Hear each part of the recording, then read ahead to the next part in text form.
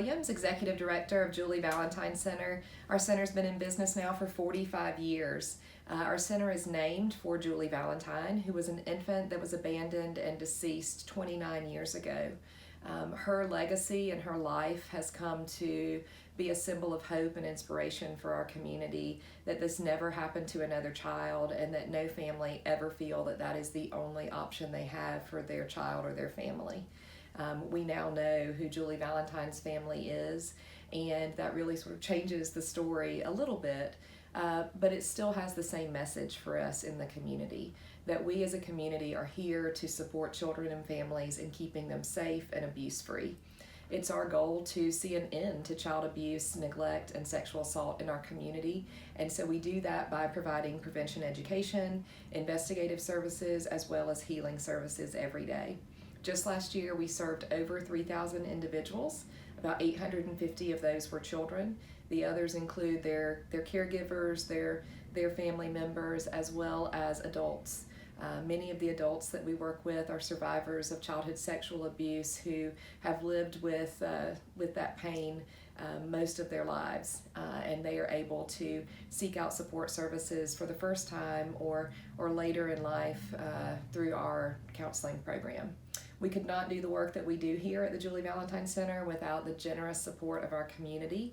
We are incredibly grateful for all of those who volunteer, who provide financial support, as well as those who advocate on our behalf in the community. We could not provide services every day free of charge without that community support and investment. One of our programs that serves Greenville County is our education program. We have a formal agreement with the Greenville County School District that we've had in place since 1991, where we provide prevention education programs to elementary, middle, and high school children in all of the Greenville County schools. Additionally, we also provide mandated reporting training to all of the administration and staff of the school so that they are equipped to recognize and respond to abuse in that education setting.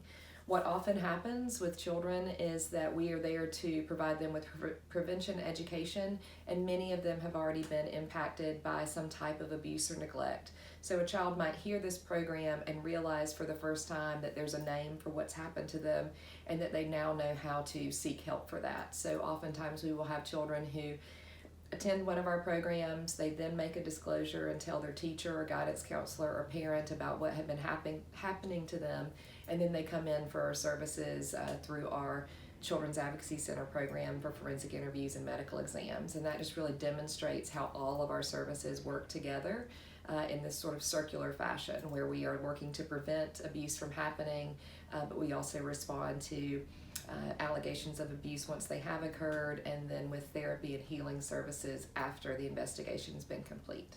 So forensic interviews are one of the critically important services that Julie Valentine Center offers. We are the only agency in Greenville and Pickens County that offers these interviews that are investigative. They really are evidence collection in cases where children have been abused or neglected. That can be physical abuse, sexual abuse, or neglect of some kind.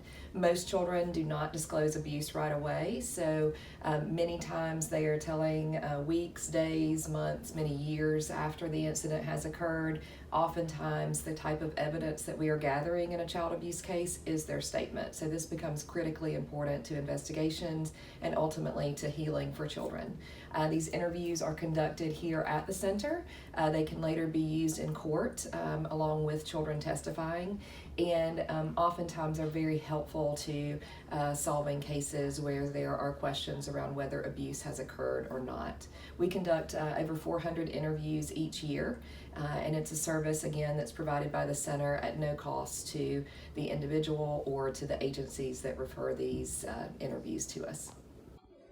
So one of the services that our agency is based on is our rape crisis service. 24 hours a day, 7 days a week, we are available on the phone or to go to the emergency room if a victim has been assaulted. Already this year, and it's May, we have been to the emergency room over 75 times. So there are 75 individuals that have presented at the emergency room after being assaulted, whether that's a child or an adult.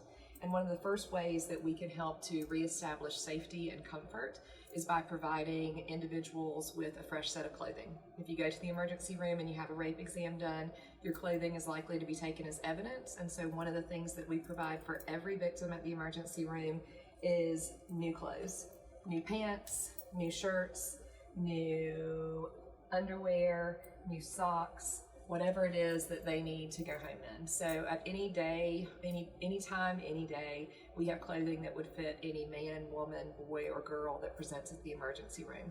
Again, these clothes often are donated by our community.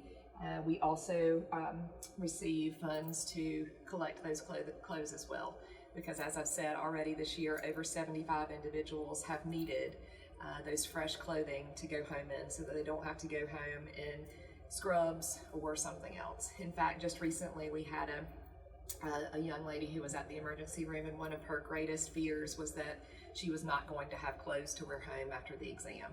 And so immediately the nurse was able to tell her that we had clothing for her to wear home and that it would be clothing that would fit her, that was in her size. And it immediately gave her a sense of relief and peace during a time where she was already traumatized and had this additional fear and anxiety. So the Run to Overcome was started in 2008 in response to a sexual assault that took place on Greenville's east side.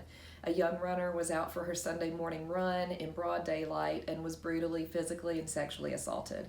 At the time, that really spoke to the community, and the community really rallied behind her to raise money and support for her medical expenses, but also to take a stand and say that we as a community do not tolerate sexual assault.